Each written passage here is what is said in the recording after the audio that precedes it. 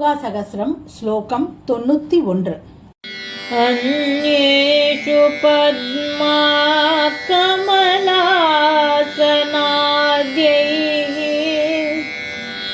அங்கேஷு ரங்காதிபதேஹ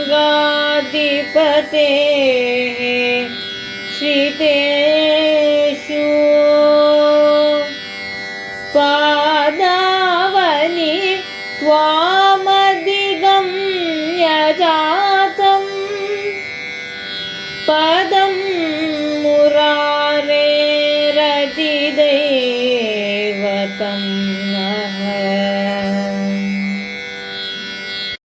श्रीमान् वेङ्कटनाथार्य कवितार्किककेसरी वेदान्ताचार्यवर्यो मे सन्निधत्तां सदाहृति. ஸ்ரீ ரங்கநாத பாதுகா சகஸ்ரம் ஸ்லோகம் 91.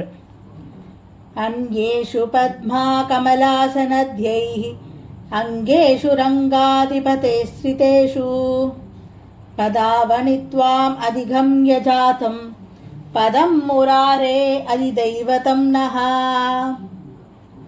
அன்யேஷு பத்மா கமலாசனத்யைஹ அங்கேஷு ரங்காதிபதே ஸ்ரிதேஷு பதாவனி த்வாம் அதிகம்ய ஜாதம் பதம் முராரே அதிதைவதம் நஹா.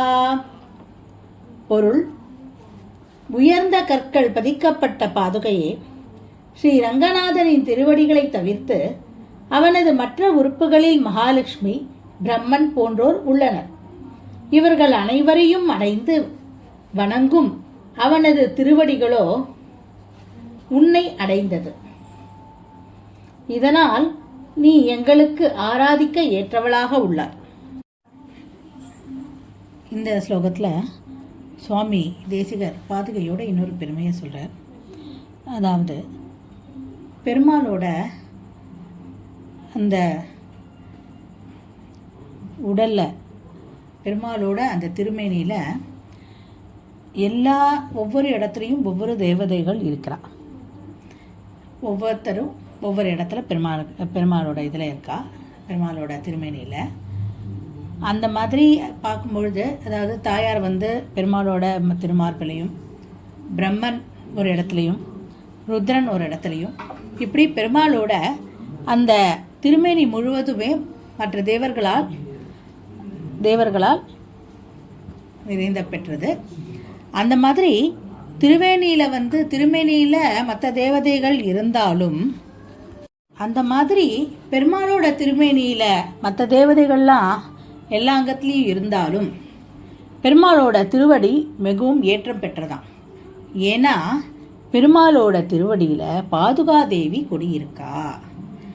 அதனால தான் பெருமாளோட திருவடிக்கு அவ்வளவு ஏற்றம் அப்படின்னு சொல்கிறார். அதாவது எல்லாரும் பெருமாளை நோக்கி வரும்பொழுது அவள் அண்டி நிற்கிறது பெருமாளோட திருவடியில். அந்த திருவடிக்கு அவ்வளவு ஏற்றம். அதுக்கு காரணம் என்னென்னா, அந்த திருவடியில் தான் பாதுகாதேவி இருக்கிறாள். அதை தாங்கி கொண்டிருப்பவள் பாதுகாதேவி. மற்ற அவயவங்களில், திருமேனியில் இருக்கிற மற்ற அவயவங்களில் மற்ற தேவதைகள் இருந்தாலும் திருவடியையே பெருமையாக பேசப்படுகிறது. திருவடியை அனைவரும் அண்டுகின்றனர். அதற்கு முக்கியமான காரணமே திருவடியை அலங்கரிப்பது பாதுகாதேவி.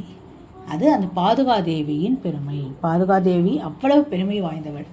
அதனால தான் அந்த பாதுகாதேவி தாங்கிக் கொண்டிருக்கும் அந்த திருவடியை அனைவரும் அண்டுகின்றனர், திருவடியை சரணடைகின்றனர்.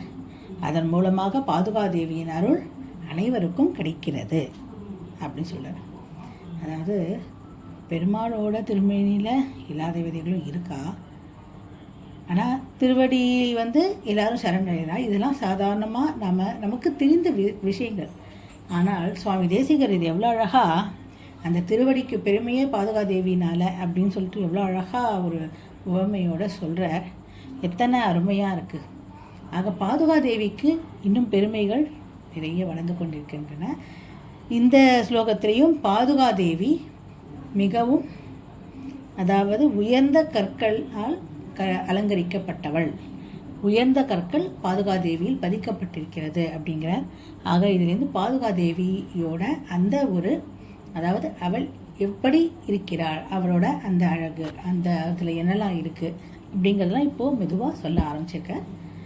அடுத்த ஸ்லோகத்தை நம்ம நாளைக்கு பார்க்கலாம்.